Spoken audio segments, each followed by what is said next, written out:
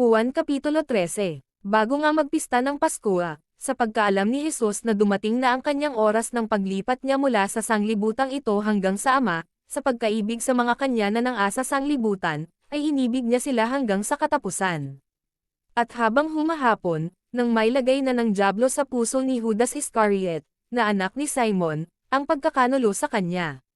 Si Jesus, sa pagkatalastas na ibinigay na ng Ama ang lahat ng mga bagay sa kanyang mga kamay, at siya'y nanggaling sa Diyos, at sa Diyos din paroroon. Ay nagtindig sa paghapon, at itinabi ang kanyang mga damit, at siya'y kumuha ng isang tolya, at ibinigkis sa kanyang sarili. Nang magkagayo'y nagsalin ng tubig sa kamaw, at pinasimulang hugasan ang mga paa ng mga alagad, at kinuskos ng tolya na sa kanya'y nakabigkis.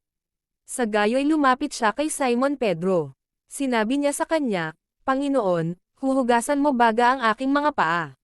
Sumagot si Jesus at sa kanya'y sinabi, ang ginagawa ko'y hindi mo nalalaman ngayon, datapwat mauunawa mo pagkatapos. Sinabi sa kanya ni Pedro, huwag mong huhugasan ang aking mga paa kailanman. Sinagot siya ni Jesus, kung hindi kita huhugasan, ay hindi ka magkakaroon ng bahagi sa akin.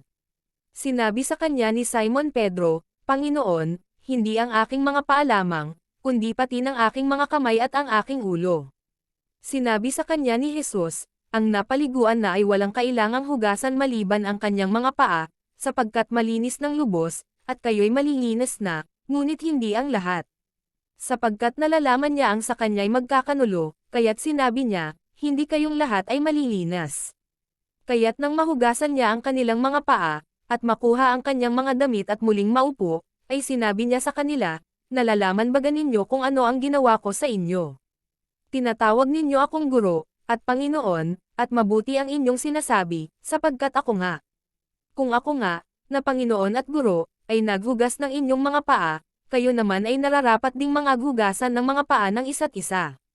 Sapagkat kayo'y binigyan ko ng halimbawa, upang gawin naman ninyo ayon sa ginawa ko sa inyo.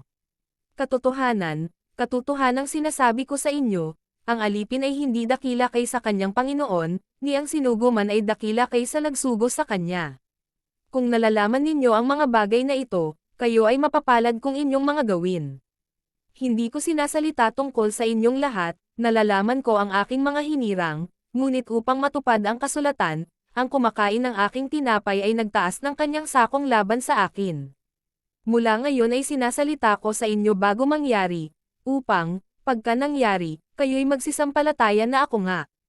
Katotohanang sinasabi ko sa inyo, ang tumatanggap sa sino man sinusugo ko ay ako ang tinatanggap, at ang tumatanggap sa akin ay tinatanggap ang nagsugo sa akin.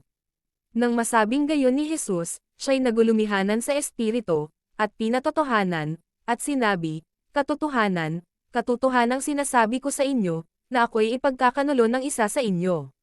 Ang mga alagad ay nangagtingin-tinginan, na nangag-alinlangan kung kanino niya sinasalita. Sa dulang ay may isa sa kanyang mga alagad, na minamahal ni Jesus na nakahilig sa sinapupunan ni Jesus. Hinudyatan nga siya ni Simon Pedro, at sinabi sa kanya, sabihin mo sa amin kung sino ang sinasalita niya. Ang nakahilig nga sa dibdib ni Jesus ay nagsabi sa kanya, Panginoon, sino yaon? Sumagot nga si Jesus, yaong aking ipagsawsaw at bigyan ng tinapay ay siya nga. Kaya't nang may sawsaw niya ang tinapay, ay kinuha niya at ibinigay niya kay Judas, na anak ni Simon Iscariot. At pagkatapos na may subo, si Satanas nga ay pumasok sa kanya. Sinabi nga sa kanya ni Jesus, ang ginagawa mo, ay gawin mong madali. Hindi nga nitalastes ng sinumang. Nasa dulang kung sa anong kadahilanan sinalita niya ito.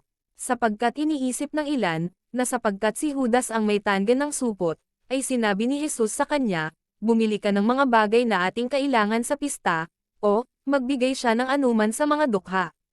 Nang kanyang ang matanggap ang subo ay umalis agad, at nooy gabi na. Nang siya nga'y makalabas na, ay sinabi ni Jesus, ngayon ay niluluwalhati ang anak ng tao, at ang Diyos ay niluluwalhati sa kanya. At luluwalhatiin siya ng Diyos sa kanyang sarili, at pagdakay luluwalhatiin siya niya. Maliliit na anak, sama sa inyo pa ako ng kaunting panahon. Ako'y inyong hahanapin, at gaya ng sinabi ko sa mga Hudyo, sa paruroonan ko, ay hindi kayo mga kaparon, gayon ang sinasabi ko sa inyo ngayon. Isang bagong utos ang sa inyo'y ibinibigay ko, na kayo'y mga jabigan sa isa't isa, na kung paanong iniibig ko kayo, ay mga jabigan naman kayo sa isa't isa.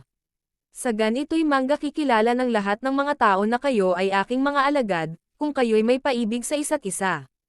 Sinabi sa kanya ni Simon Pedro, Panginoon, saan ka paroroon? Sumagot si Jesus, sa paruroonan ko, ay hindi ka makasusunod sa akin ngayon, ngunit pagkatapos ay makasusunod ka. Sinabi sa kanya ni Pedro, Panginoon, bakit hindi ako makasusunod sa iyo ngayon? Ang aking buhay ay ibibigay ko dahil sa inyo. Sumagot si Jesus, ang buhay mo bagay iyong ibibigay dahil sa akin. Katotohanang sinasabi ko sa iyo, hindi taytilaok ang manok, hanggang ikaila mo akong makaitlo.